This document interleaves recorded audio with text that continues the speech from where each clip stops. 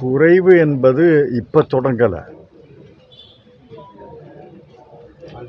2008லேயே மாவோயிஸ்டுகளுக்கு எதிராக, நக்சலைட்டுக்கு எதிராக தனிப்படைகள் அமைத்து சத்தீஸ்கர், ஆந்திரா, ஒரிசா, மேற்கு வங்காளத்தில் நடவடிக்கை மேற்கொள்ளப்பட்டது. அந்த நடவடிக்கையில் ஐக்கிய முற்போக்கு கூட்டணி பதவியில் இருக்கும் பொழுதே